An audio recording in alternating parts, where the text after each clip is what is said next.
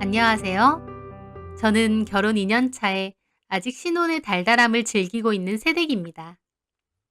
사람 인연은 다 있고 언제 어디서 어떻게 만날지 모른다는 말이 있잖아요. 저와 남편도 그랬어요. 우연히 만나게 되고 또 생각지도 못하게 재회를 하게 되었거든요. 4년 전 저는 계약직으로 다니던 회사에 계약 기간이 만료되면서 실업자가 되었습니다. 자취를 하고 있었는데요. 이제 월급 나올 때도 없는데 계속 월세 나가는 게 아깝기도 하고 좀 쉬고 싶은 마음도 있어서 엄마가 사는 시골로 내려왔어요. 엄마는 바닷가 근처에서 식당을 하세요. 식당 앞 바닷가가 유명한 관광지는 아니어서 동네 분들이 주로 식사하러 오시다가 매스컴에 몇 번 나오게 되면서 부쩍 관광객도 많이 늘게 되었죠. 엄마는 주방 이모 한 분과 같이 일을 하시는데 영 일손이 딸린다고도 하셔서 저도 집으로 내려간 김에 엄마 일을 당분간 돕기로 했습니다. 저는 주로 서빙 일을 했어요. 주말에는 사람이 특히나 많이 몰렸죠. 한바탕 사람들이 휩쓸고 가면 저는 정리를 하면서 어두워진 창밖의 바다 풍경을 가만히 보곤 했어요. 앞으로의 취직도 그렇고 이런저런 고민이 많은 때였죠. 식당 일이 끝나면 집으로 가서 구직 사이트를 돌며 이력서를 내는 것도 일과였어요. 연락은 잘 오지 않았지만요. 그렇게 시간을 보내고 있던 어느 날이었어요. 그날 홀에는 손님이 많지는 않았습니다. 한 테이블에는 아저씨 3명이 술을 드셨고 창가 근처의 한 테이블에는 한 남자분이 바다를 보면서 혼자 술 한잔하고 계시더군요. 여느 때와 다름없이 일을 하고 있는데 주방 이모가 그만 손을 크게 다친 거예요. 보니까 주방 도구에 심하게 베었는지 피가 많이 나더라고요. 엄마는 급하게 지혈을 하고 나서 병원을 가야겠다고 하셨어요. 엄마가 이모 태워다 줘야 되는데 너 혼자서 잠깐 가게 볼 수 있지? 그럼 얼른 가봐 엄마. 엄마는 이모와 함께 급하게 나가셨습니다. 어차피 손님도 많지 않았고 두 테이블 다 거의 술자리가 끝나가는 분위기라 계산 후에 치우기만 하면 됐죠. 그런데 아저씨들이 모여있던 테이블에서 저를 부르는 겁니다. 어이 아가씨 여기 소주 하나 더? 네. 저는 그렇게 소주를 들고 가 테이블에 내려놓았습니다. 그리고 자리를 뜨려는데 갑자기 그 아저씨가 제 팔목을 잡는 거예요. 에이, 왔으면 한 잔 따르고 가야지. 왜 이러세요? 저는 당황해서 아저씨의 손을 뿌리치려고 했어요. 그분은 얼굴도 술에 취해서 시뻘개져 있고 술 냄새도 엄청 나더군요. 근데 막 제 팔을 잡고 안놔주니 너무 당황스럽고 무서웠습니다. 아, 한 잔 따르고 가라고. 아니면 한 잔 마시고 갈래? 놓으세요. 야, 이런 데서 일하면서 이 정도 서비스도 안 하냐? 아저씨는 눈도 다 풀려 있고 혀도 막 꼬이는 겁니다. 저는 그 순간 무서워서 아, 알겠어요. 한 잔 따라 드릴게요. 빨리 한 잔 따라주고 가야겠다는 생각에 소주병을 대충 잡고 술을 따랐습니다. 그 옆에 있는 아저씨들도 말만 야, 그만해 하면서 적극적으로 말릴 생각 없이 낄낄대고 있더군요. 너무 불쾌하고 당황스럽지만 빨리 벗어나야겠다는 생각밖에 들지 않았어요. 그렇게 술잔을 채우고 나서 말했죠. 됐죠? 이제 놔주세요. 아이, 한 잔 먹어야지, 섭섭하게. 왜 이러세요, 진짜? 제가 소리를 지르자 그 아저씨 눈빛이 달라지면서 갑자기 인상을 확 쓰는 거예요. 왜 이러긴 뭘 왜 이래? 내가 뭘 어쨌는데? 저는 순간 무서워서 아무 소리 못했습니다. 머릿속에선 카운터로 가서 경찰에 신고를 해야 하나 아니면 밖으로 일단 도망가야 하나 별 생각이 다 들었어요. 그런데 그 아저씨는 또 소리를 지르는 거예요. 내가 뭐 어쨌는데 난리냐고! 그 순간이었어요. 아저씨, 그만하시죠. 갑자기 누가 끼어든 거였어요. 말소리가 나는 방향으로 쳐다보니 창가 쪽에서 혼자 술을 먹던 남자가 와 있더라고요. 그 아저씨 팔을 잡으면서요. 그 손 놓으세요. 술 취한 아저씨는 그 말에 얼굴이 더 시뻘개지더니 말리는 남자를 위아래로 훑어봤습니다. 그리곤 넌 뭔데? 하고 소리를 지르는 거예요. 그제야 다른 아저씨들도 대충 말리는 신용을 하더라고요. 어이, 박씨, 그만해. 남자는 아무 말 없이 아저씨가 잡고 있는 제 팔을 억지로 떼놓더군요. 그러니까 그 아저씨가 더 난리를 치는 거예요. 이 새끼가 너 뭐냐고! 그런데 그 남자가 불쑥 말하더군요. 이 여자 남편이다. 그 말에 저는 몹시 당황했습니다. 그 아저씨도 순간 움찔하더군요. 그러더니 웃기고 있네. 너 저기서 술 처먹고 있던 거 내가 봤는데 갑자기 무슨 남편이래? 그랬더니 그 남자가 인상을 쓰면서 엄청 위협적으로 말하는 거예요. 남편은 가게 와서 술 처먹으면 안 되냐? 너 뭔데 남의 와이프 팔을 잡고 술을 따르라 말아야? 죽고 싶어? 남자의 말에 그 아저씨도 당황한 얼굴이었습니다. 막 눈알을 이리저리 굴리더군요. 남편이 있을 거라곤 생각지도 못한 얼굴이었어요. 남자는 그 아저씨에게 다가가며 더욱 화난 소리로 말하는 거예요. 보자 보자 하니까 술 처먹었으면 곱게나 집에 갈 것이지 어디서 행패야? 그러다니 그 남자는 저보고 그러는 겁니다. 여보, 경찰에 신고해. 저는 순간 당황했지만 일단 고개를 끄덕였습니다. 네. 그리고 남자는 아저씨에게 경고하더군요. 영업방해죄랑 성희롱죄로 콩밥 먹어볼래? 아니면 좋은 말 할 때 계산하고 꺼질래? 아저씨는 씩씩거렸어요. 그 옆에 친구들도 분위기가 심상치 않으니 일어나서 그 아저씨를 말리더라고요. 박씨, 그만하고 이제 갑시다. 술 많이 취했네. 그리고 그 남자와 저에게도 사과하더군요. 아이고, 미안하게 됐습니다. 이 사람이 좀 많이 취해서 실례를 했네. 얼른 계산해줘요. 저는 속으로 아까는 말리지도 않았으면서 했지만 일단 카운터로 가서 금액을 말해줬어요. 그 아저씨는 계산을 하고 행패 부리던 아저씨를 데리고 나갔습니다. 그렇게 아저씨들이 나가고 가게는 순식간에 조용해졌어요. 저는 그 남자에게 말했습니다. 저기 고마워요. 그랬더니 방금까지도 그렇게 험상궂은 얼굴을 하던 그 남자가 민망한 얼굴로 말하는 거예요. 아, 아닙니다. 저기 불쾌했다면 죄송해요. 예? 뭐가요? 아니, 아까 제가 남편이니 뭐니 했던 거 모르는 사람이라고 말하면 더 행패 부릴 것 같아서 저도 모르게 남편이라고 했어요. 아, 도와주려고 그러신 건데요. 괜찮아요. 남자는 어색하게 웃으며 자리자리로 돌아갔어요.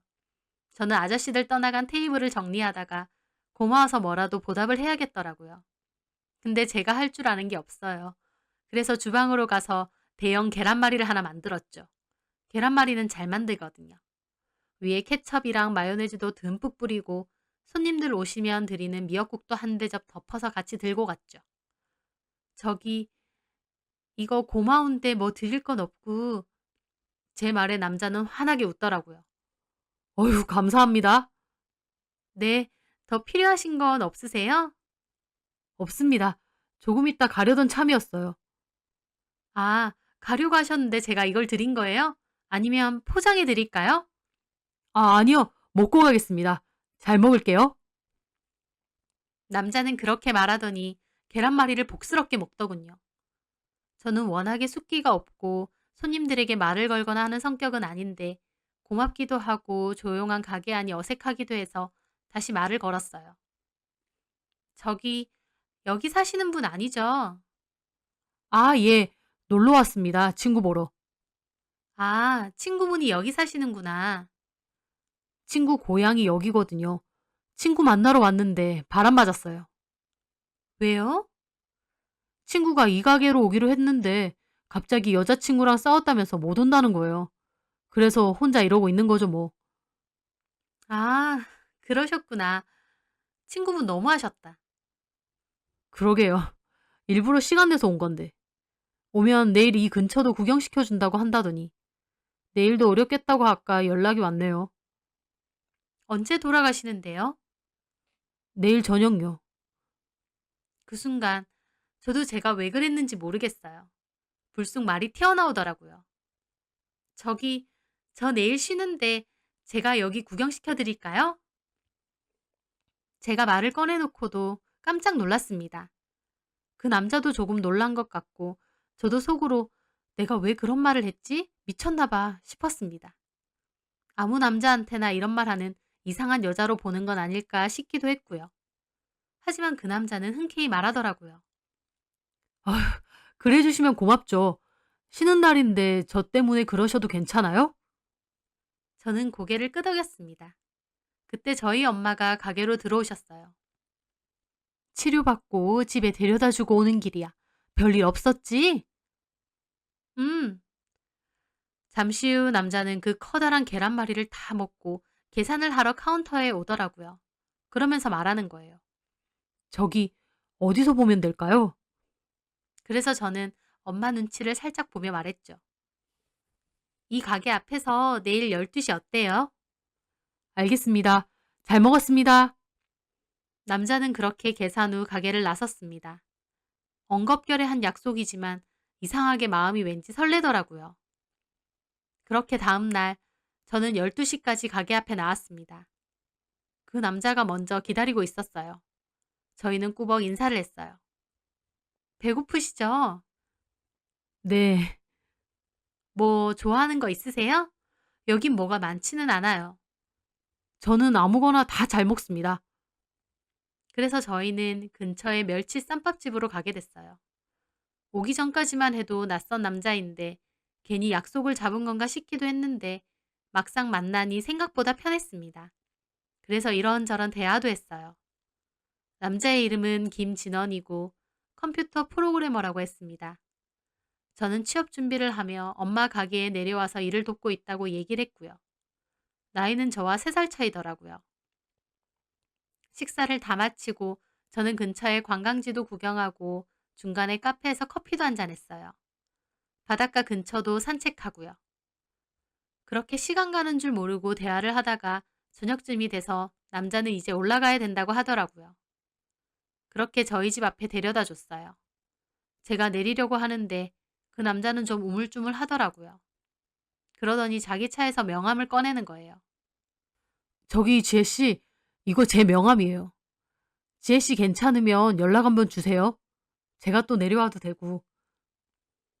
남자는 저를 잘 못 쳐다보고 쑥스러워하며 말을 하더라고요. 저 역시도 쑥스러워서 알겠다고 하고 가방에 명함을 넣었어요. 남자는 저 내려다 주고 바로 올라간다고 하더라고요. 저희는 그렇게 인사를 하고 헤어졌어요. 하루 동안이지만 재밌기도 하고 편하기도 해서 좋더라고요. 그래서 잘 들어가셨냐고 연락을 하고 싶어서 가방에서 명함을 찾았어요. 그런데 정말 희한한 일이었습니다. 아무리 찾아도 명함이 없는 거예요. 제가 분명 명함을 받고 가방에 쏙 넣었다고 생각했는데 가방을 뒤집어서 탈탈 털어도 명함의 명자도 안 보이더군요. 가방 안주머니에 달라붙어 있나 싶어 손으로도 계속 훑어봤는데도 없었죠. 아마 가방에 넣으려다 실수로 차에 떨어뜨린 것 같기도 하고 너무 아쉽더라고요. 명함만 받았지 따로 연락처 주고받은 건 없어서 제가 먼저 연락하지 않으면 연락할 방법도 없고요. 그날 비어있는 가방을 몇 번이나 뒤지고 또 뒤졌는지 몰라요. 아, 바보 같은 실수를 했구나 하면서 아쉽지만 그렇게 그 남자의 인연은 끝이 났구나 생각했습니다. 그렇게 그 일이 있고 며칠 후 이력서를 넣었던 회사에서 연락이 왔어요. 면접 보러 오라고요. 꽤 괜찮은 회사라 꼭 연락 왔으면 좋겠다 생각하고 이력서를 넣었던 곳이었어요. 저는 기쁜 마음에 엄마에게 말씀드리고 며칠 뒤 면접을 보러 갔죠. 면접을 같이 보는 지원자들이 많아서 기대는 안 했는데 제가 결국 최종 합격하게 됐습니다. 정말 기쁘더라고요. 맨날 계약직만 전전하다가 정규직으로 취업을 하게 되었으니까요. 그렇게 다시 취업을 하게 되면서 저는 엄마에게 말씀드리고 다시 시골집을 떠나게 되었어요. 회사에 출근하게 되면서 정신없이 일을 하며 매일매일을 보냈지만요. 이따금씩 김진원, 그 남자가 떠오르더군요. 오래 본 것도 아니고 고작 엄마 가게에서 절 도와주고 그 다음날 하루 관광을 같이 다닌 게 전부인데도 그 남자가 문득문득 생각났습니다. 그러면서 제가 바보같이 잃어버린 명함도 생각났고요. 하지만 다시 만날 수 있는 길은 없으니 그냥 추억으로만 묻어두려고 했죠. 그런데 제가 혼자 산지 3개월 정도가 지났을 무렵 엄마가 류마티스 관절염으로 치료를 받으셔야 했어요. 통원 치료가 필요하다고 하는데 엄마가 사시는 시골에서는 병원까지 가려고 하면 제법 거리가 있었어요. 다행히 제가 사는 곳 근처에는 대학병원이 있어서 차라리 이참에 좀 쉬시면서 치료도 받고 저희 집에서 같이 살자고 했죠. 엄마도 그러겠다고 하고 가게는 당분간 주방이모에게 맡기셨어요. 그렇게 저희 집에서 2달가량 있으시다가 다시 시골로 돌아가셨어요. 저는 다시 혼자 살게 되면서 바쁘게 일도 하고 주말에는 친구도 만나고 취미생활도 하면서 그렇게 지냈고요. 그런데 고등학교 친구가 그때쯤 결혼을 한다고 청첩장을 주더군요. 결혼하는 남편이 같은 동네, 같은 고등학교였던 선배였다고 하는데 저는 이름을 들어도 누군지 잘 모르겠더라고요. 어쨌든 그렇게 친구의 결혼식에 가게 되었죠. 결혼식에 가서 아름다운 신부가 된 친구랑 사진도 찍고 오랜만에 만난 동창 친구들과 로비에서 얘기도 했어요. 그런데 식을 기다리는데 저 멀리서 누가 진원아!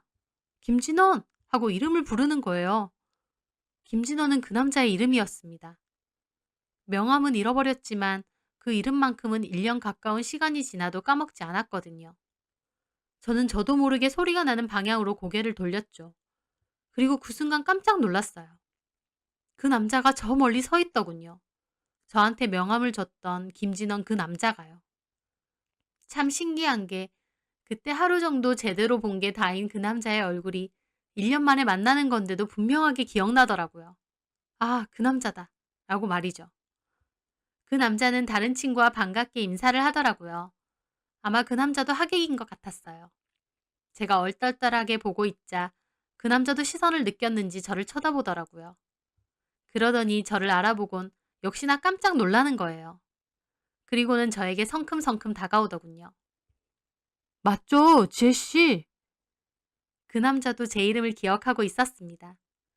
저는 반갑기도 하고 신기하기도 하고 황당하기도 한 기분으로 고개를 끄덕였어요.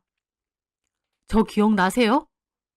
네, 기억나요. 김진원 씨. 어? 이름 기억하시네요? 네. 아, 여기서 다 만나네요. 근데 여긴 어쩐 일로? 친구 결혼식요. 나둔데. 저도 친구 결혼식요. 어머, 정말요? 네. 오늘 결혼하는 이 친구가 그때 저 바람 맞췄다는 그 친구예요. 지혜 씨랑 같은 고향인. 알고 보니 그 남자의 친구가 제 친구와 결혼하는 사람이더군요. 참 세상 좁다는 생각이 들었습니다. 그렇게 잠시 얘기를 나누다 보니 곧 식이 시작된다는 방송이 나왔습니다. 저는 제가 먼저 말했어요. 저기 혹시 오늘 시간 괜찮으시면 식 끝나고 식장 앞에서 보실래요? 제 말에 그 남자도 웃으며 고개를 끄덕이더군요. 네. 저 번호 좀 찍어주세요. 이번에는 그냥 번호를 찍어달라고 했습니다. 다시 한번 말하지만 저 진짜 숫기가 없거든요. 근데 이상하게 그 남자한테는 말도 잘 걸게 되고 용감해지는 것 같았어요. 그렇게 번호를 받고 그 남자와 저는 결혼식을 보러 식장 안으로 들어갔어요. 식이 다 끝나고 사진 촬영 전 부케를 받아야 되는 차례인데 제가 부케를 받기로 했습니다. 사실 남자친구가 있어서 받기로 한 건 아니고 친구가 도저히 받을 사람이 없다고 하길래 나는 어차피 몇 년간은 결혼할 생각이 없으니 제가 받겠다고 했죠. 제가 부케를 받으러 나오다가 슬쩍 보니 그 남자가 의아한 표정을 짓고 있더군요. 어쨌든 부케도 받고 사진도 찍은 후에 그 길로 나와 식장 앞에서 기다렸어요. 남자도 조금 있다 오더군요. 식사는 하셨어요? 아, 안 먹었습니다. 지혜씨 기다릴 것 같아서요. 혹시 식사하셨어요? 저도 안 먹었어요. 일부러. 아, 그러면 요 근처에 식사하러 가실래요? 네. 그렇게 그 남자와 저는 근처 파스타 집으로 갔어요. 저기, 남자친구분은 같이 안 오셨어요? 저한테 대뜸 그렇게 물어보더라고요. 저 남자친구 없는데요? 아, 아까 부케 받으시길래. 아, 친구가 주변에 받을 사람 없다고 그래서 그냥 제가 받는다고 했어요. 아, 그러시구나. 제가 남자친구 없다고 하니 그 남자의 얼굴이 살짝 밝아지더군요. 그리고 저는 먼저 말했습니다. 저기 실은요. 그때 명함 주셨잖아요. 네. 저 그거 잃어버렸어요. 가방에 넣었다고 생각했는데 아무리 봐도 없더라고요. 아, 연락드리고 싶었거든요. 그날 잘 가셨냐고도 묻고 싶었는데 아무리 찾아도 가방이 없는 거예요. 차에 떨어뜨린 건지. 안 그래도 몇 달 뒤에 실내 세차하는데 제 명함이 조수석 바닥에서 나오더라고요. 어머, 정말요? 네. 저기 실은요. 네. 지혜 씨 연락 계속 기다렸거든요. 그러다가 계속 연락 없으시길래 나도 번호 물어볼 걸 싶기도 하다가 또 한편으론 연락 없는 걸 보니 내가 부담스러우셨나 보다 싶었어요. 그래서 저도 그냥 말았죠. 그런데 이런 말 어떻게 들리실지 모르겠는데 그날 지혜 씨랑 대화하고 너무 재밌었거든요. 그래서 한 번씩 지혜 씨 생각이 나는 거예요. 웃는 모습도 생각나고. 저는 남자의 말에 쑥스러운 기분이 들었습니다. 근데 한동안은 일이 너무 바빠서 정신없다가 그 후에 3개월쯤 지났나? 지혜 씨도 생각나고 궁금해서 다시 그 가게에 가봤거든요. 저희 엄마 가게요? 네. 조금 망설여지더라고요. 지혜 씨가 연락도 없었는데 불쑥 찾아간다는 게. 그래서 슬쩍 들어가 봤는데 지혜 씨도 안 보이고 그때 계시던 어머님도 안 보이시더라고요. 모르는 분들만 있으시고요. 그래서 그냥 밥만 먹고 나왔어요. 아, 마침 저희 엄마가 가게를 쉬시고 저희 집에서 함께 있던 그때였는 모양이었어요. 참 희한하게도 만나기가 어려웠던 겁니다. 제가 공교롭게 그 후로 취업이 되면서 이 지역으로 거처를 옮겼거든요. 저희 엄마가 몸이 안 좋아서 저희 집에서 2달 정도 같이 계셨고요. 아, 하필 또 그렇게. 근데 신기하네요. 여기서 이렇게 만나다니. 결혼하는 제 친구 남자친구가 진원 씨 친구일 줄은 몰랐어요. 그러게요. 그 남자와 저는 쑥스럽게 웃었습니다. 그리고 밥도 먹고 저녁에는 맥주도 한잔하면서 그동안의 얘기도 서로 주고받았죠. 그걸 계기로 저희는 사귀게 되었어요. 사귀는 동안에도 서로 참 잘 맞고 같이 있는 시간이 즐거웠습니다. 그리고 1년 뒤 저희는 결혼을 하게 되었고 알콩달콩한 신혼생활을 즐기고 있습니다. 그때 취계에게 행패당하던 저를 도와주기 위해 자기가 제 남편이라던 그 남자. 이제는 진짜 내 남편이 되어 매일 아침 얼굴을 마주하고 살게 됐네요. 지금도 한 번씩 남편과 그 얘기를 하면 참 재미있는 인연이라는 생각이 듭니다. 만날 사람은 어떻게든 다시 만난다는 말처럼 돌고 돌아서 결국 인생의 반려자가 되었네요. 늘 지금처럼 서로 아끼고 행복하게 살았으면 합니다.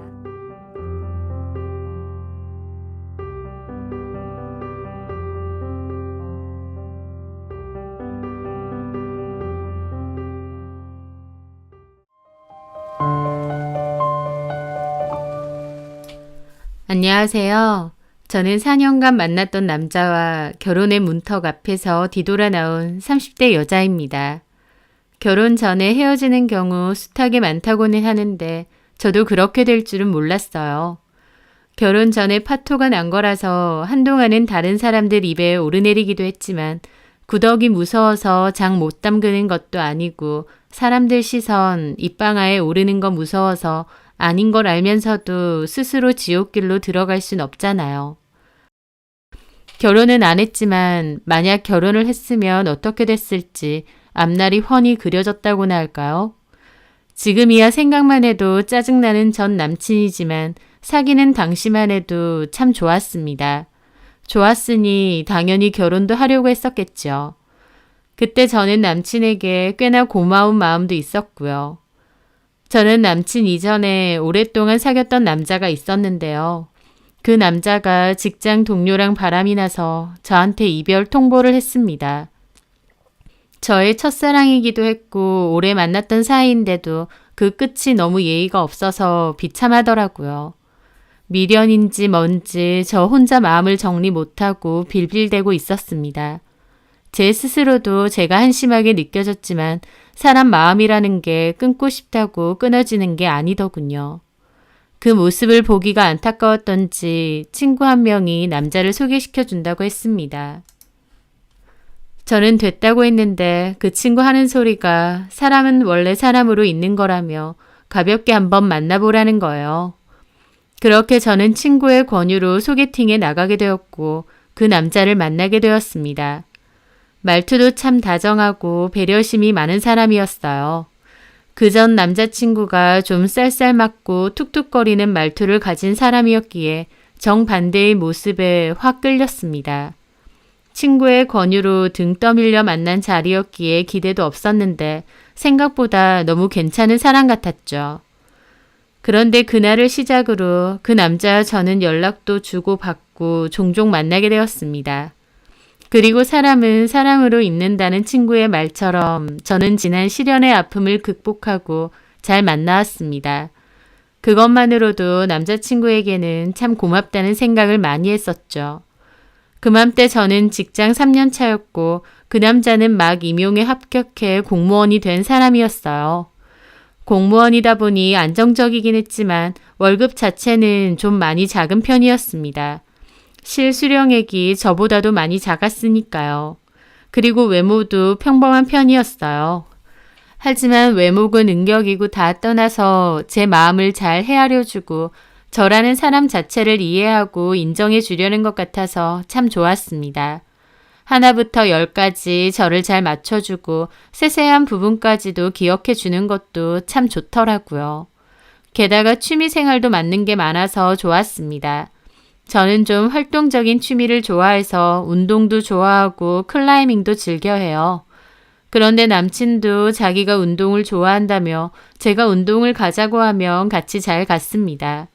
막상 해보면 남친은 그렇게 운동을 잘하지는 않았지만 좋아한다고 꼭 잘할 필요는 없기에 그러려니 했어요. 남친은 저에게 결혼해서 부부가 같은 취미를 공유하는 것도 참 좋지 않느냐며 우리는 결혼하면 잘 살 거라는 소리도 잘했습니다. 취미도 비슷하고 서로 잘 맞는 부분이 많았기에 진짜 인연이라고 생각됐었어요. 게다가 남친이 은연중에 결혼에 관한 이야기를 자연스럽게 자주 했기에 저도 결혼을 한다면 이 남자랑 하겠구나 좀 더 자연스럽게 받아들인 것 같아요. 그렇게 2년 정도 만난 끝에 저희는 결혼을 약속했습니다. 듬직하고 든든한 사람이었기에 결혼해서도 잘 살 수 있을 거라 판단했죠.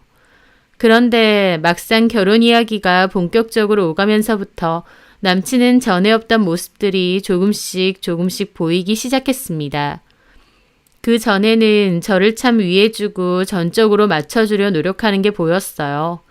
그런 게 참 고맙기도 하고 싸울 일도 별로 없었습니다.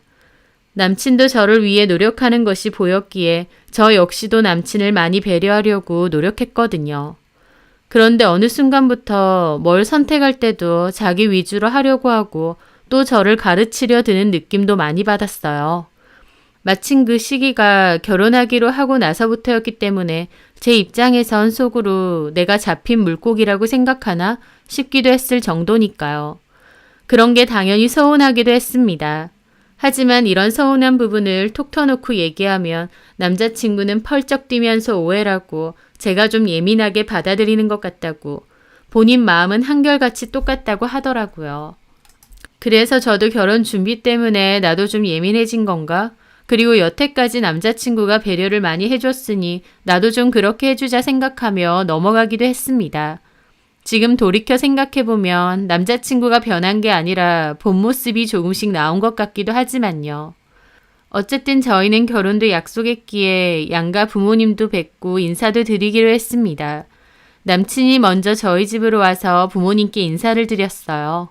저희 집에서는 상다리 부러질 정도로 음식도 잔뜩 준비하셨고 남친을 몹시 환대하며 맞이해 주셨어요. 저희 부모님도 남친이 진중하고 착해 보인다고 하시며 결혼을 허락하셨습니다. 그 후에는 제가 남친 부모님을 만나뵐 차례였어요. 처음 뵙는 거다 보니 좀 긴장되기도 했는데 편하게 해도 된다며 자기가 있지 않냐며 남친이 저를 붙돋아 주더라고요. 긴장은 됐지만 남친 통해서 들었을 때 딱히 결혼을 반대하시는 것도 아니었고 저를 좋게 생각하신다고 하기에 조금은 설레는 기분으로 가기도 했습니다. 예비 시부모님을 처음 뵙는 거기도 하고 어떤 분들일까 궁금하기도 했으니까요. 그렇게 첫 인사를 드리러 가는 날 저희 엄마가 망고 한 박스를 들고 가라고 보내셨어요. 어머님이 과일을 좋아하신다 하셔서 일부러 맛있다는 곳에서 주문을 했었죠. 그리고 저는 어머님께 드릴 꽃다발도 하나 사들고 남친과 인사를 드리러 갔습니다. 그런데 막상 가보니 제 생각과는 분위기가 많이 달랐어요. 현관에서부터 남친을 환대해줬던 저희 부모님과 달리 저는 집 안으로 들어갔는데도 어머님이나 아버님 인사는커녕 두 분 다 할 일만 하고 계시더라고요. 어머님은 남친이 엄마 우리 왔어 하는데도 잠깐만 하시고 계속 주방에만 계셨습니다. 그 사이에 저는 뻘쭘하기도 하고 민망한 기분으로 멀뚱히 서 있었죠. 잠시 후 어머님과 아버님이 오셨어요. 저는 반갑게 인사를 드렸습니다. 안녕하세요 어머님 아버님 처음 뵙겠습니다. 그런데 어머님은 그냥 고개만 끄덕이며 대강 저를 훑어보시면서 심드렁하게 대답하시더라고요. 그래 반가워. 이거 꽃다발. 제가 꽃다발을 드렸는데 어머님은 그것도 시큰둥하게 받으시더니 뭐 이런 걸 사왔어 하셨습니다. 그 꽃다발은 나중에도 그냥 협탁 위에 올려져만 있었어요. 남친은 망고 박스를 주방 앞에 내려놓으면서 이거 어머님이 보내주신 거 무지개 망고라고 맛있대.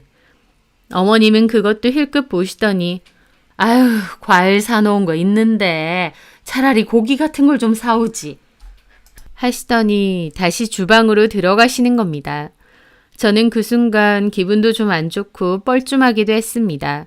저희 엄마가 신경 써서 선물을 보내신 건데 저렇게 말씀하시니 저도 기분이 좋을 수가 없었죠. 게다가 제 생각과 달리 너무 환대받지 못하는 분위기라서 당황스럽기도 했습니다. 어쨌든 그렇게 거실에 있는데 아버님이 거기 서 있지 말고 좀 앉으라고 하시더라고요. 그리고 어머님은 밥 거의 다 됐으니 잠깐 기다리라고 하시고요. 저는 소파에 잠깐 앉았는데 아버님이 저한테 회사는 어디 다니냐, 부모님은 결혼하는 거 뭐라고 하시냐 등등 이것저것 물어보셔서 제 나름 열심히 대답하고 있었습니다. 그러던 와중 어머님이 음식 다 됐다고 이제 들어오라고 하셔서 주방으로 갔어요. 그런데 차려진 음식을 보고도 좀 흠칫했습니다. 비교하긴 그렇지만 남친이 저희 집에 왔을 땐 저희 엄마가 소고기 갈비찜에 잡채, LA 갈비, 전복구이와 굴비 등 차례 지내는 것 마냥 한 상 가득 차리셨거든요. 근데 어머님이 차리신 식탁에는 된장찌개랑 고등어 한 마리만 올려져 있는 겁니다.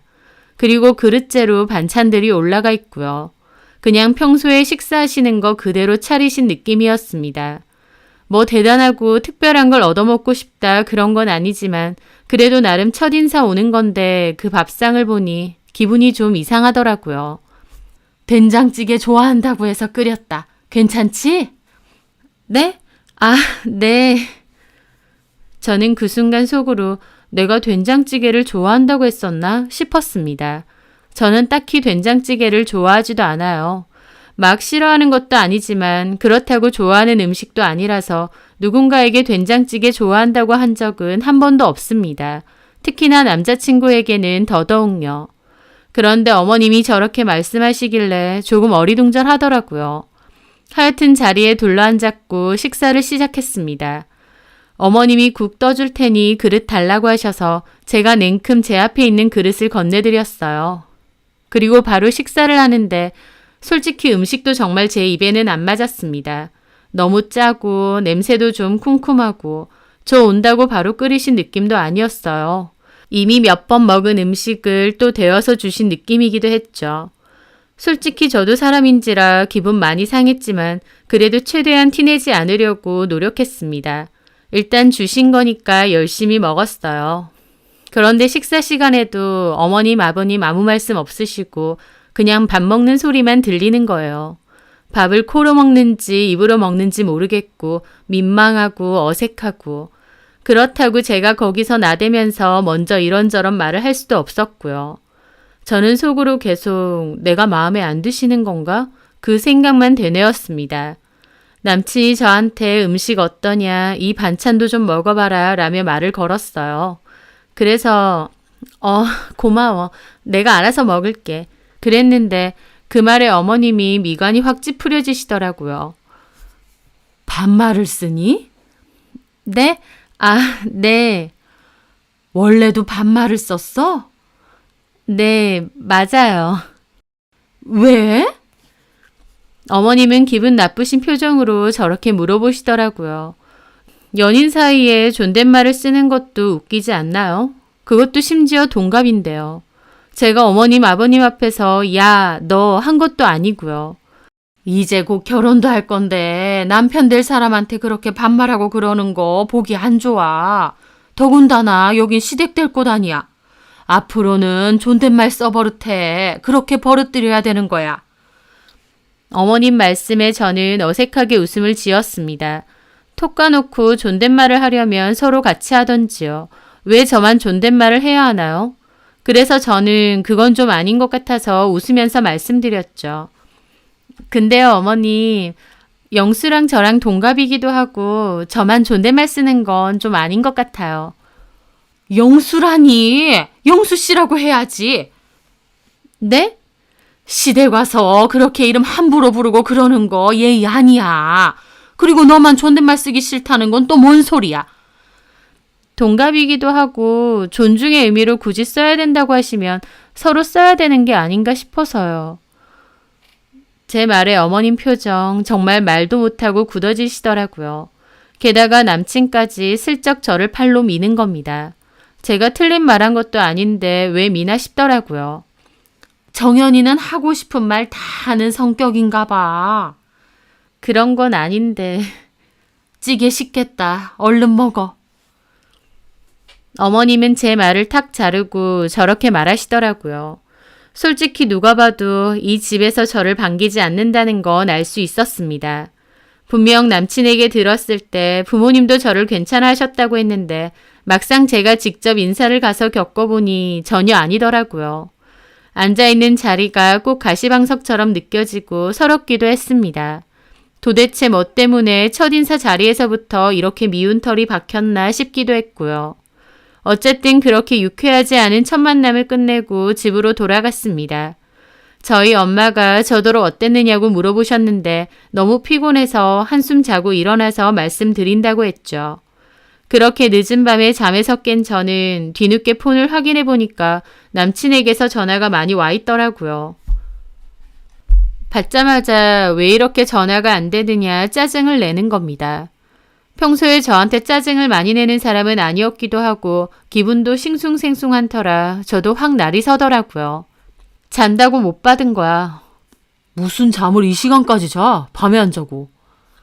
남친의 목소리가 좀 안 좋더라고요. 그러면서 어떡해. 큰일 났어.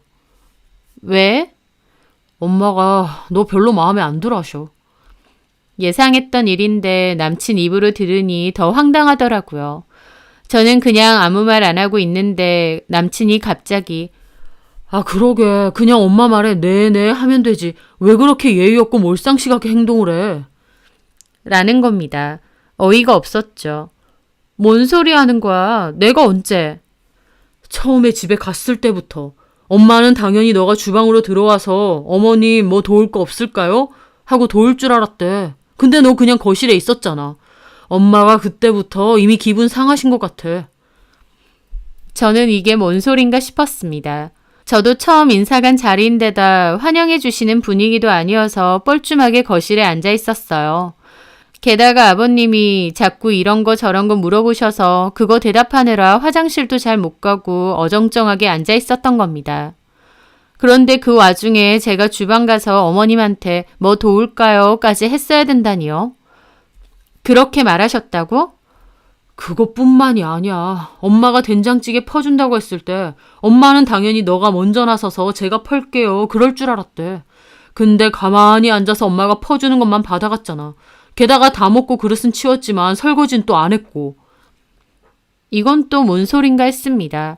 저는 식탁 가장 안쪽에 앉아 있었고 어머님은 밖에 서 있으셨거든요. 남친이 바로 옆에 앉아 있는데 자리가 너무 비좁아서 나오기도 불편한 상황이었는데 그 자리에서 제가 나서서 제가 할게요 했었어야 된다는 건가요? 게다가 식사 후 그릇은 저도 나서서 정리했습니다. 근데 옷도 불편한 데다 주방 동선도 모르는 상황에서 설거지하는 것도 좀 아닌 것 같아서 그냥 정리만 하고 나왔어요. 그런데 남친은 저보고 센스도 없고 예의도 없었다며 뭐라고 하는 겁니다. 듣자 하니 어이가 없어서 따졌습니다. 아니, 그러면 입장 바꿔서 너는 우리 집 와서 그렇게 했어? 내 기억에 너 가만히 앉아있다가 밥만 먹고 갔는데? 심지어 밥 한 공기 더 먹겠다고 한 것도 엄마가 퍼오고 물도 엄마가 떠다 줬잖아. 너는 우리 집에서 설거지는 고사하고 치우는 것조차도 손 하나 안 댔잖아. 아, 너랑 나랑 같냐? 뭐가 다른데? 너는 며느리 될 거잖아. 며느리 될 애가 가만 앉아서 시어머니가 해주는 거 받아만 먹는데 그걸 누가 좋게 봐? 저는 남친도 똑같이 생각한다는 데 있어서 경악을 했습니다. 둘 다 첫인사 드리러 간 자리인데 뻘쭘하고 긴장되는 건 둘 다 마찬가지 아닌가요? 근데 남친은 가만히 앉아서 해주는 밥 잘만 얻어먹어도 되고 저는 싹싹하게 나서서 음식하는 것도 돕고 설거지까지 다 하고 나왔어야 된다는 건가요? 남친이 저한테 따지는 게 너무 황당하기만 했습니다. 100번 양보해서 어머님이 그렇게 생각하시는 건 그렇다 쳐도 남친까지 방방 뛰며 저한테 이렇게 뭐라고 할지는 몰랐습니다. 저를 위하고 생각했다면 어머님이 그렇게 말하셔도 본인이 나서서 제 역성을 좀 들어줬어도 되는 거 아닌가요? 그런데 본인이 더 나서서 저보고 예의가 없다며 따지고 뭐라고 하는 겁니다. 저는 부글대는 속을 참고 말했죠. 그리고 또 다른 얘기 안 하셨어? 당연히 했지. 남편 존중하고 존댓말 좀 쓰라고 하는데 어른한테 눈 동그랗게 뜨고 왜 그래야 되냐 하는 것도 마음에 안 드신대. 한마디로 며느리 점수 빵점이고 불합격이래. 기가 차서 웃음이 나오더라고요. 며느리 점수 빵점? 그래서 너는 거기서 뭐라고 했는데? 뭐라고 해. 죄송하다고 했지. 그런 애가 아닌데 긴장해서 좀 그런 것 같다고. 내가 너 편 들어준 거야. 그게 편 들어준 거야? 그리고 편은 뭐하러 들어줘. 진심도 아니면서. 그럼 나더러 뭐 어떻게 하라는 거야? 어머님이 먼저 나 며느리 점수 빵점이고 불합격이라는데 뭐 어떻게 해. 그냥 끝인 거지. 뭐라고? 너 진심이야? 어머님이 그러자고 하셨잖아. 처음 인사 간 사람한테 예인이 싸가지니 운운하시면서. 그럼 나도 하나 묻자. 입장 바꿔서 너네 부모님은 나한테 그렇게 예의 있게 대하셨어? 사람이 인사를 왔는데 나와서 맞이해 주시는 것도 없고 선물을 드렸는데 고맙다는 말 한마디 안 하셨어. 꽃다발 드린 것도 이런 거 왜 사왔느냐 하시면서 아무 때나 대충 올려놓으시고 네가 보기에 그런 건 예의가 넘치는 거야? 아, 그건. 하지만 남친도 별말 못하더라고요. 나한테는 그렇게 대하셔놓고 왜 나한테만 예의를 갖추라고 하는 거야? 입장 바꿔서 너는 우리 집 와서 대단하게 싹싹하게 했어? 우리 엄마한테 뭐 좀 도와드릴까요? 한마디라도 했냐고. 꺼다 놓은 보릿자루처럼 가만히 있다가 밥 먹고 엄마 아빠가 묻는 질문에 적당히 대답만 하다가 갔잖아. 근데 네가 하는 건 괜찮고 며느리 될 내가 하는 건 문제라는 거야? 너 왜 이렇게 따지고 드냐. 이런 거 진짜 고쳐야 돼. 뭘 고쳐? 옳은 말하는 걸 고치라고? 나 고칠 생각 없어. 할 말 있으면 난 다 하고 살 거야. 내가 이런 게 감당이 안 되면 우리는 결혼 못 하는 거고. 저도 화가 나서 다다다 따졌습니다. 남친은 그냥 한숨만 푹푹 쉬더라고요.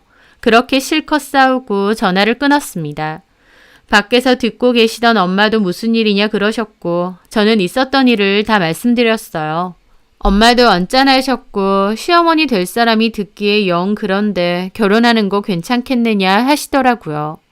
저도 모르겠다고 좀 생각을 해봐야 될 것 같다고 했습니다. 그런데 그 다음날 퇴근하는데 남친이 회사 앞으로 찾아왔어요. 그리고는 자기가 생각을 해봤는데 미안하다고 제 말이 무조건 다 맞다는 겁니다. 바로 전날은 제가 잘못된 거라고 하더니 하루아침에 태도가 바뀐 거였죠.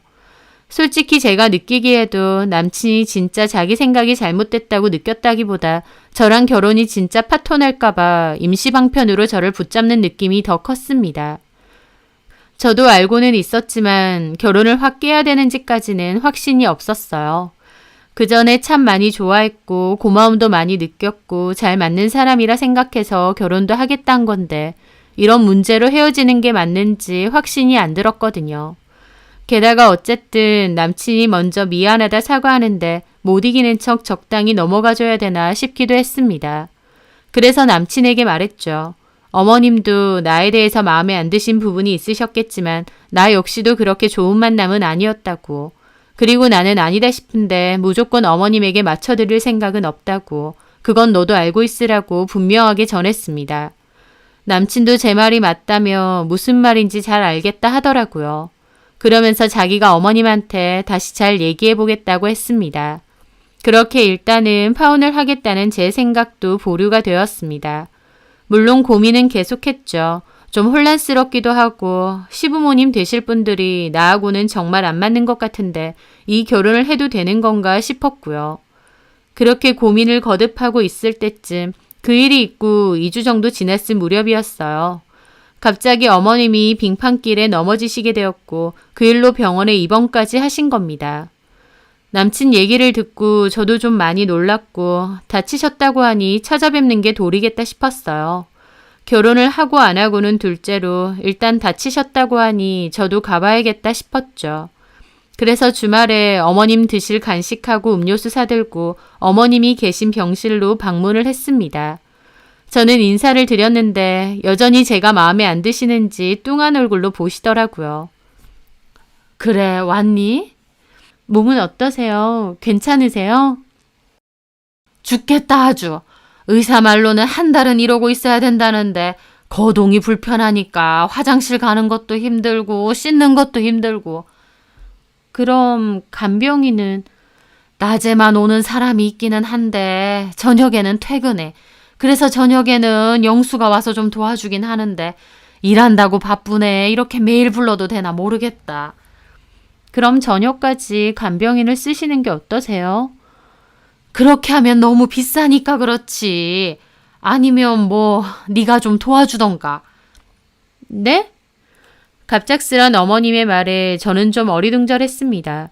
뜬금없이 저더러 좀 도와달라 하시는 거예요. 너네 회사 여기서 별로 안 멀잖아. 퇴근하고 들러서 나 화장실 가는 거나 밥 먹는 거, 씻는 것만 좀 도와주고 가는 게 어떻겠니? 어차피 며느리 될 사람인데. 저는 좀 벙찌더라고요. 당신 아들은 퇴근하고 부르기 미안하다고 하시면서 저는 아무렇지도 않게 와서 도와달라고 부탁하시는 겁니다. 며느리 될 거 아니냐 하시면서요. 다 떠나서 제가 지금 당장 며느리인 것도 아닌데 이런 부탁을 어떻게 아무렇지도 않게 하시나 싶더라고요. 왜 대답이 없어? 싫어? 생각도 못한 말이라. 참 너도 너다. 네가 나서서 어머님 제가 좀 도와드릴게요. 그렇게 못하니? 그렇게 하면 며느리로서 점수도 톡톡히 얻는 거 아니야. 너 전에 인사 왔을 때 영수한테 들었지? 그때 깎인 점수 다 만회할 수 있는 거 아니냐고. 그 말에 저는 정신이 팍 들면서 기가 딱 막히더라고요. 어머님이 무슨 제 합격 목걸이라도 들고 있는 면접관인가요? 제가 왜 어머님한테 점수를 만회해야 되고 또 점수를 따야 되는 건가요? 솔직히 그때의 만남으로 저 역시도 이 결혼이 맞나 아닌가 고민하고 있는데 어머님은 제가 며느리 될 사람이라고 벌써부터 아무렇지 않게 부려먹겠다는 생각을 하시더라고요. 어머님이 며느리라는 존재를 어떻게 생각하는지도 너무나도 잘 알겠고 가만히 있는 남친도 너무 황당했습니다. 아마 남친도 같은 생각인 것 같았죠. 어머님 말씀에 저는 그때까지도 긴가민가 고민되던 부분이 드디어 결심이 서더라고요. 아, 이 결혼 아니구나 라고요. 그래서 저는 그 앞에 대놓고 말씀드렸습니다. 어머님, 근데 제가 왜 어머님께 점수를 따야 되나요? 뭐? 왜 그래 또. 나가서 나랑 얘기해. 하면서 남친이 그제야 저를 데리고 나가려 하는 겁니다. 자기 엄마가 헛소리할 땐 가만히 있어 놓고요. 아니야, 뭐하러 나가. 여기서 얘기하면 되지. 어머님, 제가 어머님한테 왜 점수를 따야 되는지 모르겠어요. 어머님은 이미 제가 마음에 안 드시는 것 같은데 제가 일부러 점수까지 따서 이 결혼을 해야 되는지 모르겠거든요. 게다가 똑같은 입장으로 말씀드리자면 어머님도 저한테는 시어머니 점수로는 빵점이세요. 뭐야? 제가 무슨 독심술을 연구한 사람도 아니고 어떻게 어머님 입맛대로 또 원하시는 대로 그렇게 착착 해드리나요? 그렇게 할 생각도 없고요. 저는 동등한 입장으로 가족이 되고 싶었던 거지 아무렇게나 막 부려먹어도 되는 한연한 시녀가 아닙니다. 엄밀히 말하면 어머님 아들보다 제가 퇴근 시간도 1시간 늦어요. 근데 아들은 안 되고 아직 며느리도 아닌 저는 퇴근하고 와서 간병을 도우라고요. 어떻게 그런 말씀을 표정 하나 안 바뀌고 당연하게 하세요? 저도 그런 시어머니는 싫습니다. 얘 말하는 것 좀 봐라.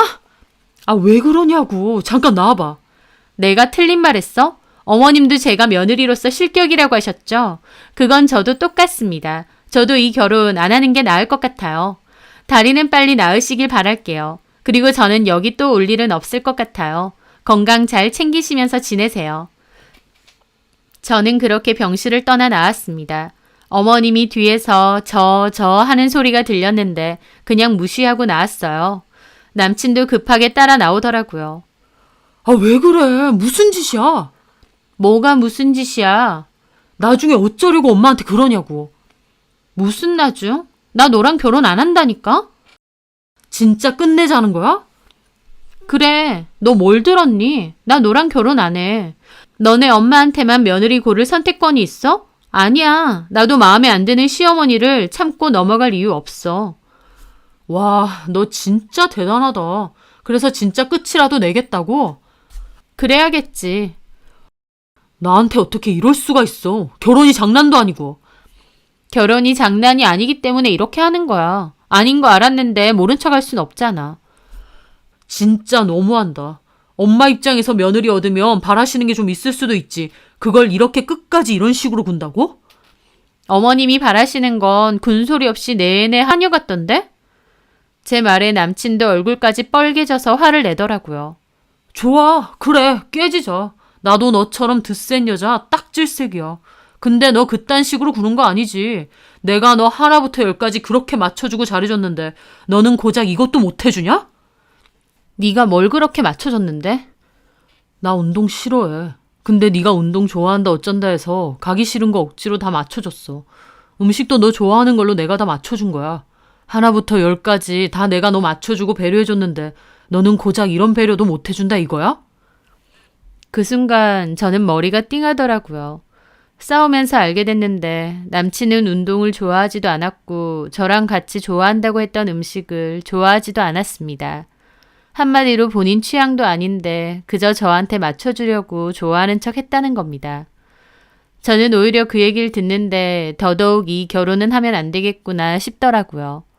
남친은 저를 위해서 또 사랑해서 맞춰줬다기보다 그저 결혼을 위해 억지로 맞춘 느낌이 들었거든요.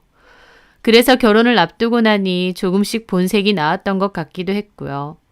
주변에서 결혼 전엔 그렇게 잘하더니 결혼하고 싹 바뀌었더라 라는 얘기도 종종 들었는데 남친도 그런 케이스 같았죠.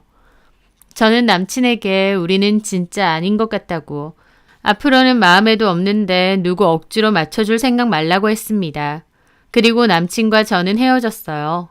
남친은 그 뒤로 또 연락 와서 자기가 미안하다, 엄마도 생각이 바뀌셨다며 저를 붙잡았지만 저는 더 이상 남친에 대한 믿음이 없어졌습니다. 앞으로는 저렇게 말하지만 그 진짜 속마음은 전혀 변하지 않았다는 것을 잘 알겠거든요. 게다가 저한테 맞춰준 것을 손해본다고 느끼는 것 같은데 그런 사람이라면 더더욱 책 잡히듯 결혼하고 싶지 않았습니다. 저는 남친에게 그동안 고마웠다고, 근데 우리는 인연이 아닌 것 같다고 여기서 끝내자고 했습니다. 남친은 또 돌변해서 한동안은 저를 욕하고 매달리고 힘들게 하기도 했어요. 제가 자꾸 이렇게 연락해대고 문자 연달아서 보내고 하면 경찰에 스토커로 신고할 수도 있다고 했습니다. 그렇게 한참 옥신각신한 끝에 남친과 저는 결국 끝이 나게 되었어요. 힘들게 헤어지고 나니 속 시원한 것도 있었지만 또 한편으론 헛헛하고 마음 아픈 것도 있었습니다. 한때 참 고맙다 생각했던 사람이고 진짜 인연이라 생각했기에 더 마음이 그랬던 것 같아요. 하지만 어쨌든 그 사람과 저는 인연이 아니었던 거고 저도 아니다 싶은 것을 모른 척하며 결혼할 수는 없었습니다. 나중에 더 큰 후회를 하고 상처를 받을 수도 있으니까요. 그렇게 저는 파혼을 하고 지금까지도 따로 연애는 하지 않고 지내고 있어요. 하지만 첫 연애가 끝나고 너무 힘들었던 것과 달리 지금은 씩씩하게 잘 지내고 있습니다. 누군가의 도움으로 제 마음의 외로움이나 상처를 극복하기보다 제 스스로 마음을 다독일 수 있는 방법을 많이 배우게 되었거든요. 당분간은 크게 연애 생각 없이 스스로를 잘 돌보며 그렇게 지내려 합니다. 제 사연 들어주셔서 감사합니다.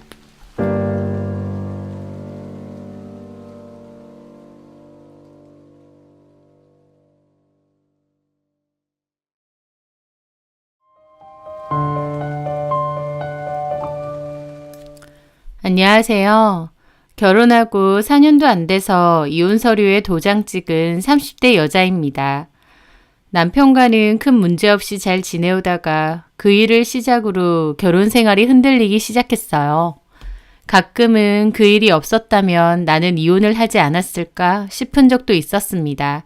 하지만 결과적으로는 이렇게 끝이 났고 또 그 끝이 저에게 나쁜 것만은 아니었기에 차라리 잘 된 거다 싶기도 해요. 제가 짧은 결혼 생활을 끝냈던 그 일의 발단은 바로 남편의 여동생 때문이었습니다. 연애할 때도 여동생 얘기는 종종 듣기는 했었는데 그때만 해도 신우 때문에 제가 이혼까지 할 거라고는 생각도 못했었죠.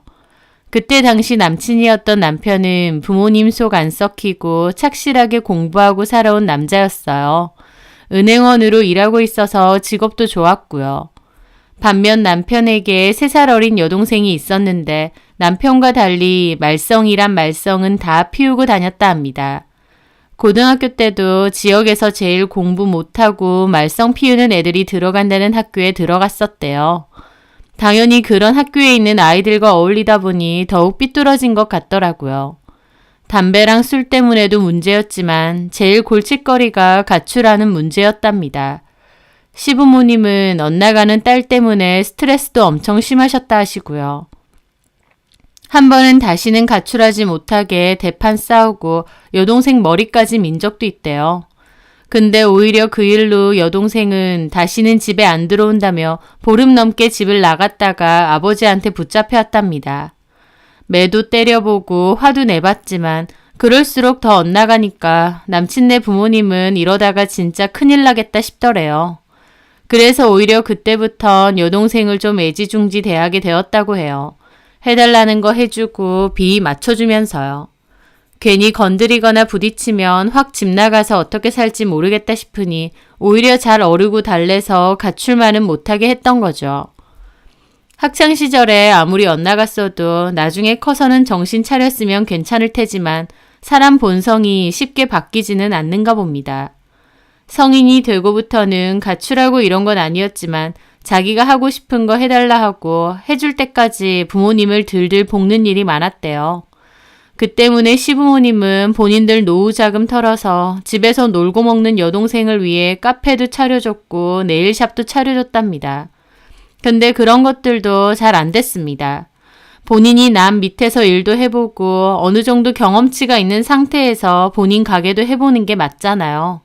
하지만 여동생은 자기는 남 밑에 일 못한다고 학원 수료 끝나는 동시에 본인 가게 차려달라 난리를 친 겁니다.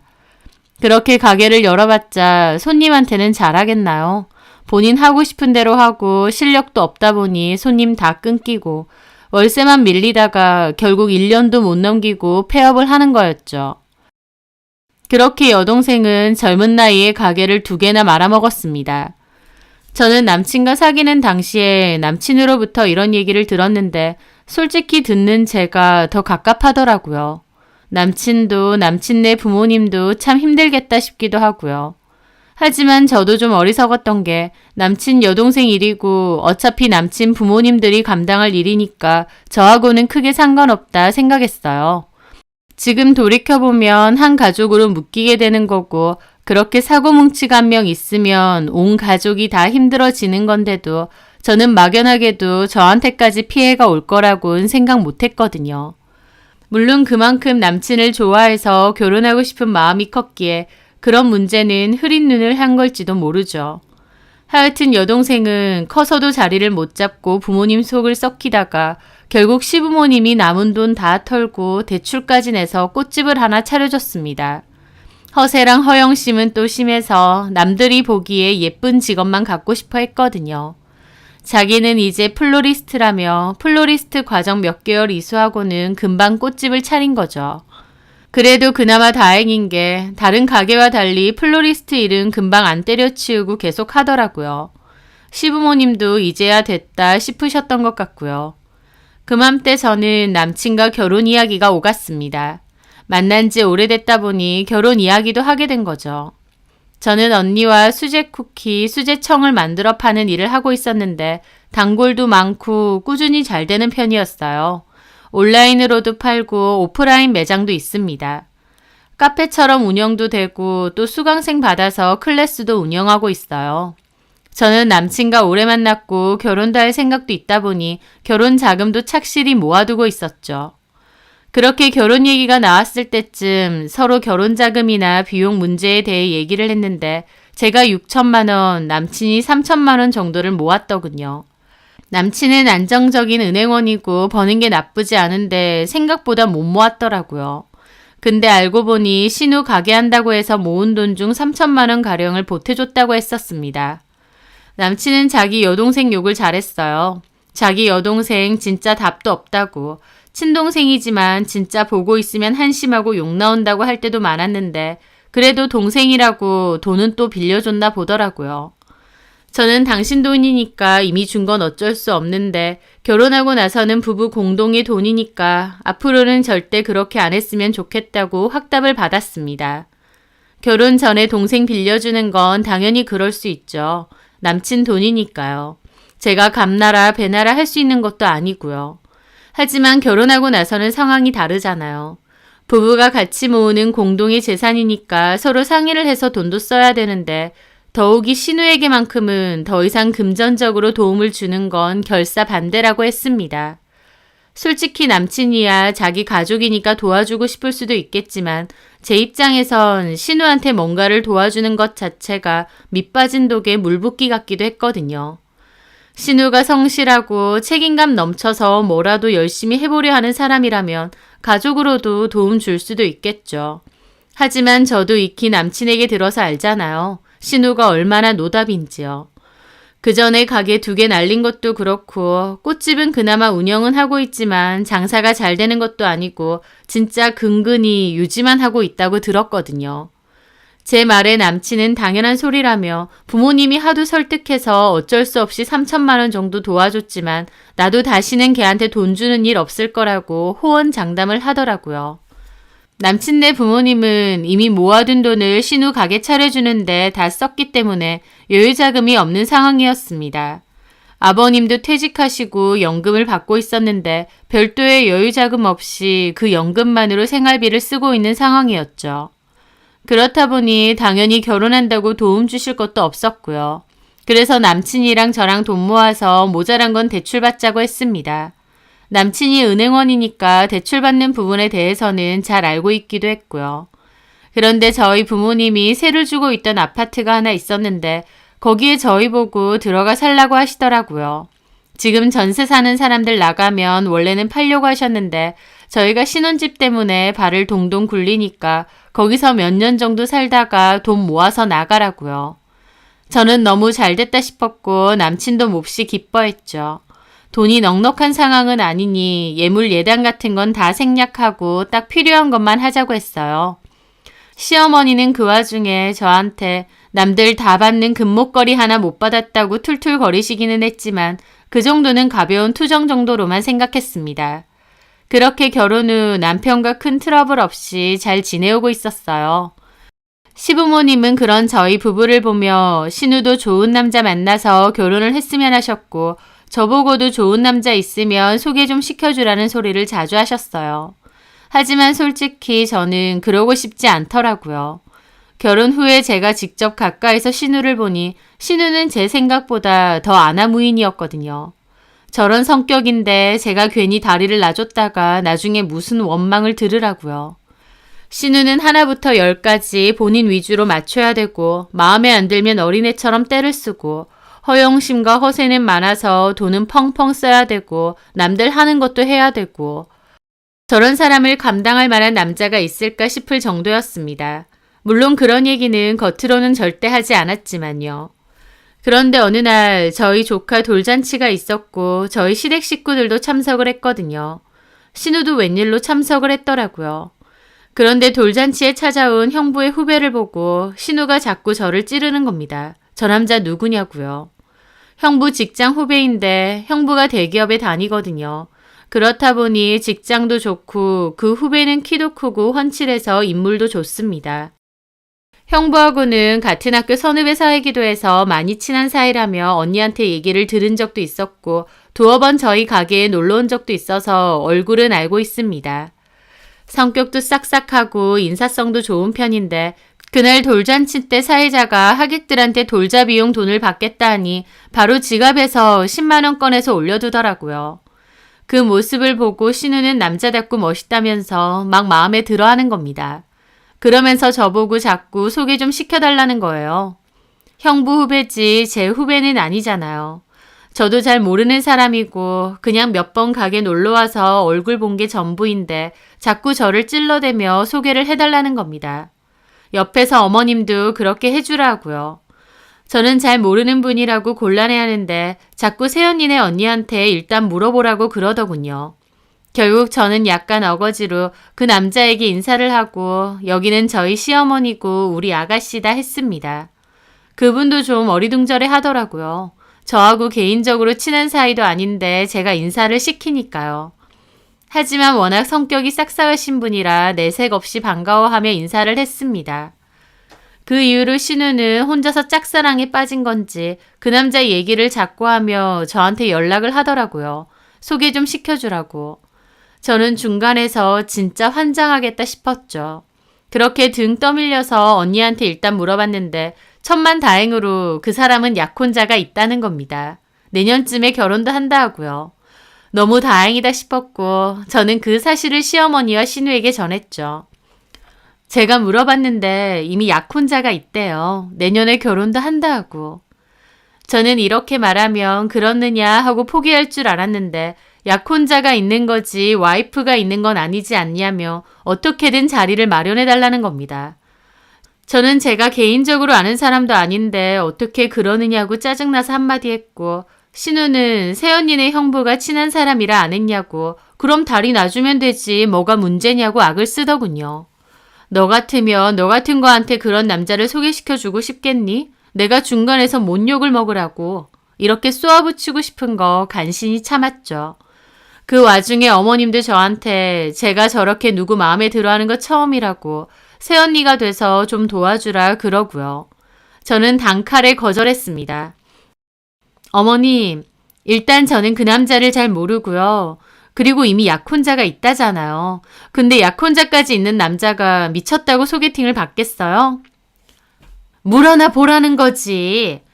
저 그러다가 중간에서 뺨 맞아요. 예, 우리 민진이도 시집을 좀 보내야 될 거 아니야. 다른 사람 찾아보면 되잖아요. 제가 눈만 높아가지고 성에 안 차하는데 어떡해. 어쨌든 어머님, 저 곤란하게 안 하셨으면 좋겠어요.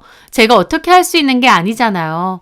약혼자도 있다는데 저보고 어쩌라고요. 그리고 들어보니까 그 약혼자도 스펙이 장난 아니더라고요. 직업도 약사라고 하고 엄청 미인이래요. 그런 여자를 두고 저도 그 정도 말하고 조금 아차 싶었습니다. 저는 제발 좀 그만하시라고 하고 싶어서 언니한테 들은 얘기를 해드리려던 건데 어머님 표정이 몹시 안 좋더군요. 너 그런 소리를 하는 이유가 뭐야? 그 여자에 비해서 민진이가 한참 딸린다 이거야? 솔직히 아닌가요? 하지만 저는 꾹 참고 말씀드렸죠. 그런 게 아니라 그렇게 괜찮은 여자를 이미 약혼자로 두고 있는 사람인데 뭐하러 소개팅을 받겠느냐 그거죠. 만약 소개팅 받는다고 하면 그것도 문제 아니에요? 약혼자가 버젓이 있는데? 됐다. 그만해라. 네가 어떻게 생각하는지 잘 알겠다. 근데 너도 그러는 거 아니야. 우리 민진이가 뭐 어때서? 인물 좋지. 지 가게 하고 있지. 어디서 빠질 데 없는 애다. 어머님은 그렇게 말하시더니 확 자리를 뜨시더라고요. 저는 한숨만 나왔습니다. 솔직히 어머님도 자기 딸 때문에 속 뒤집어진 적이 한두 번이 아니면서 그래도 자식이라고 어머님 눈에는 제일이신가 보더라고요. 어쨌든 더 이상 소개해달라고 곤란하게 하는 일은 없겠구나 싶어서 다행이다 싶었죠. 다만 그 일로 시부모님들과 신우도 저를 좀 안 좋게 보긴 했지만요. 게다가 남편도 그냥 말이라도 소개팅 해준다 하지 그랬냐 하는데 지 동생 욕할 땐 언제고 자기 여동생 안쓰러워 하는 겁니다. 저는 속으로 그래 니들끼리는 한 가족이다 이거지 싶더라고요. 어쨌든 그 일이 있고 또 얼마간의 시간이 흘렀을 때였습니다. 난데없이 신우가 곧 결혼을 한다고 하더라고요. 그런데 그 남자가 돈도 많고 잘 나가는 사업가라는 겁니다. 미국에서 줄곧 살았고 교포래요. 미국에서 사업도 했는데 한국에도 본격적으로 진출한다고 하면서요. 신우는 그 남자에게 명품 가방에 명품 지갑도 선물 받았다 하더라고요. 그 남자가 타고 다니는 차도 흔치 않은 비싼 외제차고요. 신우는 그 일로 엄청 의기양양해했고 시부모님도 엄청 기뻐하시더라고요. 부자 사이 맞는다 생각하니 저렇게 좋으신가 보다 싶을 정도로요. 신우는 그 남자가 자기한테 푹 빠졌고 내년에 결혼할 거다. 미국에 가서 신혼살림을 차릴 수도 있다는 소리도 했습니다. 그 남자가 살던 미국 집에 엄청 크고 살림 도와주는 헬퍼들도 다 있다고 하면서요. 자기는 거기서 사모님 대접 받을 거라네요. 그러면서 그 남자에게 받은 명품 가방과 구두 등도 열심히 자랑을 했죠. 시어머니는 그 일로 저한테 그러시는 겁니다. 아휴, 그때 괜히 네가 한다는 그 남자 소개받았으면 어쩔 뻔했어. 그 남자보다 훨씬 잘난 남자도 우리 민진이 좋다고 저러는데. 그러시길래 아, 네, 그냥 그랬습니다. 뭐 어쩌라고 싶더라고요. 신우가 만난다는 남자 이름이 박선홍이었는데 어머님은 벌써 박서방 하시면서 너무 좋아하셨습니다. 그러다가 신우가 갑자기 저희 부부랑 밥을 먹자고 소개시켜준다고 했어요. 저희는 분위기 좋은 레스토랑에서 모여 식사를 하게 되었죠. 그때 신우 남친을 처음 봤는데 외국에서 살다 와서 그런지 매너도 좋고 서글서글해 보였습니다. 무슨 사업 하시느냐 했더니 교육 관련, 투자 관련 사업이고 미국에 본사가 있다고 하더라고요. 아시아 쪽으로 진출을 할 생각이고 자기가 한국 사람이다 보니 한국에서 먼저 시작한다고 하면서요. 그런 얘기를 하다 보니 공교롭게도 사무실이 저희 가게와 가까운 겁니다. 저희 가게가 사무실이 많이 모여있는 동네에 있긴 한데 한 블럭 앞에 있는 건물 2층이라고 하더라고요. 저는 신기하기도 하고 반갑기도 해서 아, 거기 어딘지 안다고 막 그랬죠. 그 건물에 회사들이 여러 개 입주되어 있는데 그분들도 우리 가게에 한 번씩 오신다면서요.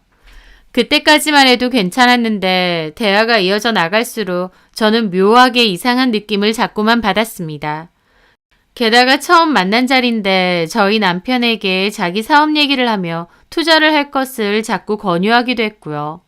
근데 솔직히 저도 옆에서 듣고 있는데 미국 베버리힐스에서 자녀들에게 적용시키는 교육이라느니 이미 인정받은 커리큘럼을 가지고 오는 거라 성공이 확실하다느니 막 말은 그럴듯하게 하는 것 같기도 한데 자세히 들어보면 내용도 구체적이지가 않고 굉장히 두루뭉술하더라고요. 게다가 유명인들 이름 대고 유명한 동네 대고 묘하게 사짜 느낌도 많이 나고요. 사실 저는 그전에도 조금 이상하다고 생각한 부분은 있었습니다.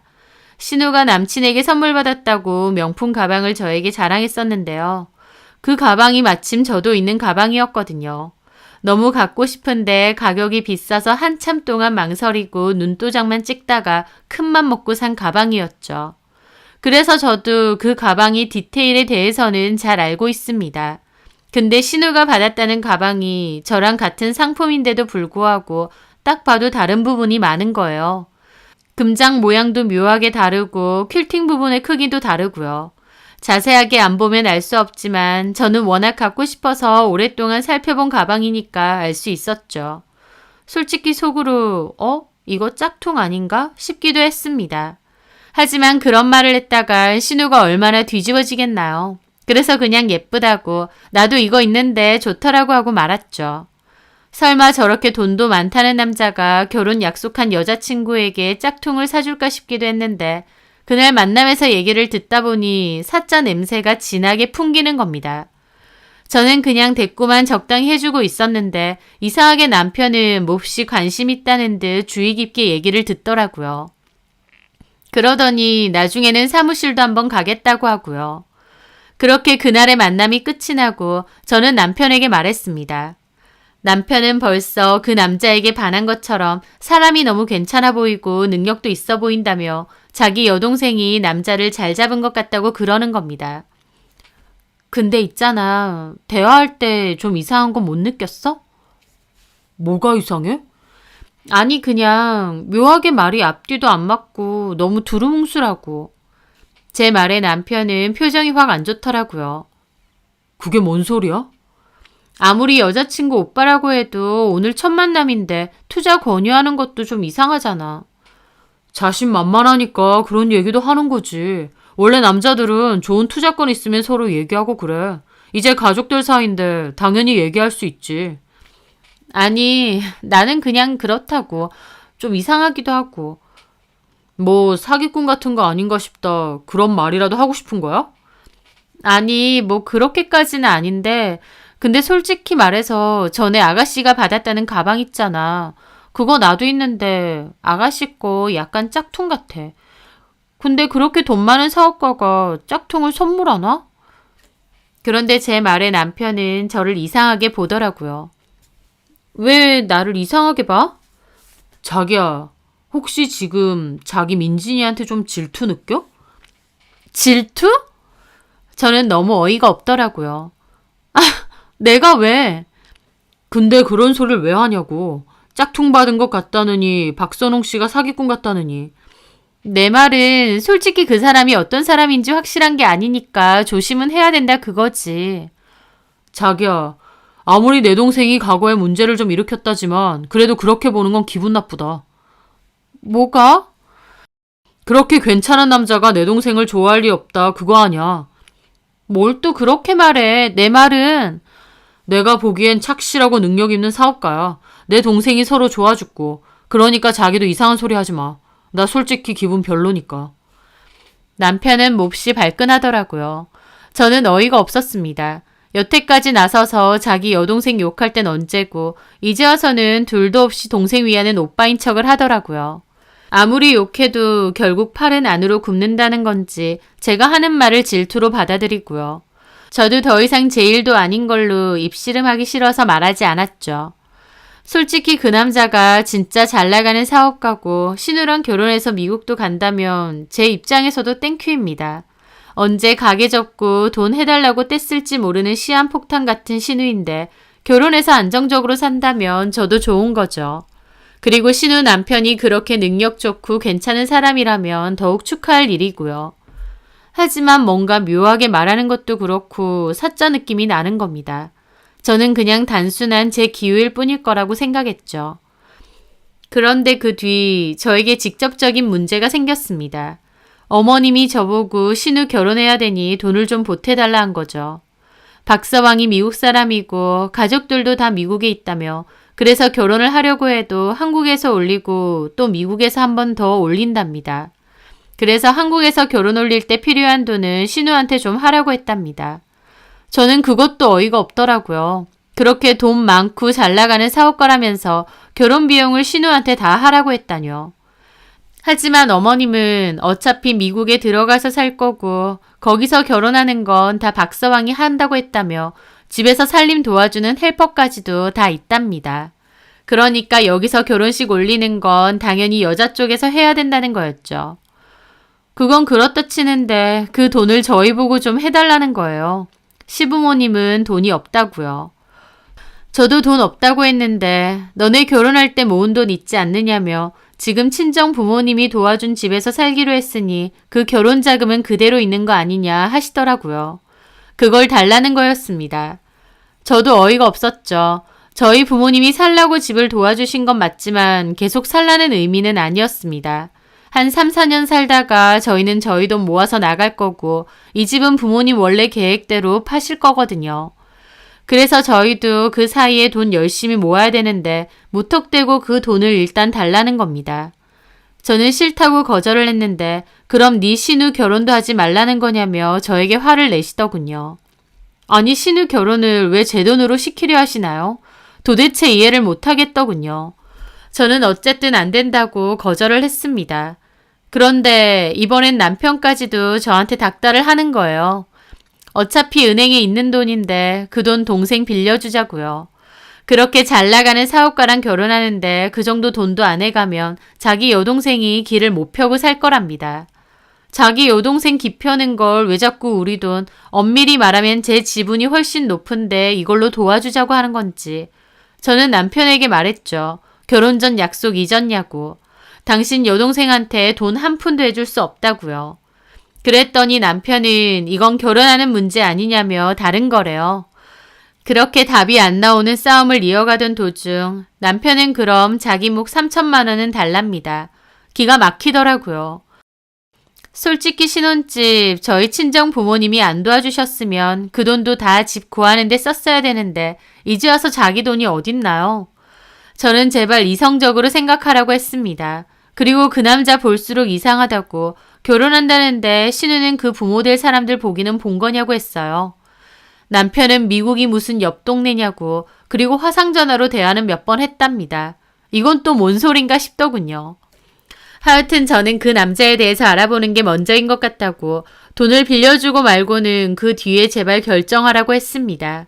신우 결혼 자금 문제 때문에 저랑 남편이 자꾸 다투고 시부모님도 저에게 닥달하는 상황이라 너무 힘들었어요. 그리고 한편으론 그 남자의 정체도 너무 의심 같고요. 그러다가 저희 가게에 부동산 사장님이 차를 마시러 오셨습니다. 단골이셔서 이런저런 얘기를 잠시 하다가 제가 여쭤봤죠. 저 사장님, 저 한블록 앞에 건물 있잖아요. 네. 저기 무슨 교육사업 한다고 되어 있던데 혹시 아세요? 알죠. 내가 계약한 건 아니긴 한데 우리 부동산에도 한번 오기는 했거든요. 뭐 외국에서 온 교포인가 그렇다고 교육사업 한다고 임대했던데? 근데 나중에 보니까 단기로 임대했더라고. 단기로요? 여기서 사업할 거랬는데 3개월 단기로 임대를 했더라고. 좀 지내보고 다시 계약을 할 건가 봐요. 아는 사람이에요? 아, 저희 신우가 만나는 남자가 거기 대표거든요. 아유, 그래요? 근데 저는 그 말도 좀 찝찝하더라고요. 본격적으로 한국에서 사업할 거라고 하고 저도 오며 가며 보니까 설명회도 엄청 하던데 정작 사무실은 단기로 임대를 했다 하니까요. 볼수록 뭔가 이상하다 싶었는데 정작 시부모님이고 남편은 그 남자를 철석같이 믿고 있었습니다. 그 남자는 저희 시부모님이나 남편에게 선물도 잘했어요. 능력 좋은 사업가 사이가 싹싹하게 잘하고 선물까지 바치니 너무 좋아하시더군요. 하루는 남편이 저한테도 향수를 갖고 왔습니다. 뭐야 이게? 박서방이 당신 선물도 하나 줬어. 이거 니치 향수라고 해서 엄청 비싼 거라며? 이것 봐. 이렇게 예비 처가 식구들을 챙기는데 당신은 의심이 나고. 의심이 아니라 새 식구가 될 사람이니까 좀 알아보라 그거지. 그만 좀 해. 아직까지 그래? 나 이런 거 필요 없어. 그냥 당신이나 어머님 아버님도 좀 객관적으로 볼 필요가 있다니까. 당신도 명확한 증거도 없이 박서방 이상하게 생각하잖아. 그리고 내 돈 3천만 원은 돌려줬으면 좋겠어. 통장 어딨어? 뭐라고? 기업구 3천만 원을 주겠다고? 내 돈인데 상관없잖아. 그게 왜 당신 돈이야? 결혼했으면 부부 공동의 돈이지. 아, 내가 내 동생 결혼한 데서 좀 도와주겠다는데 왜 이렇게까지 난린데? 남편은 저한테 화까지 내더라고요. 그 일로 또 남편하고 대판 싸웠습니다. 그런데 나중에 알고 보니 남편은 저 몰래 통장 빼돌려서 돈을 결국 뺐더라고요. 게다가 그것뿐만이 아니었습니다. 시부모님과 남편은 저 몰래 투자 명목으로 대출까지 받아서 그 남자에게 돈을 준 것이었어요. 저는 진짜 미치고 팔짝 뛰겠더라고요.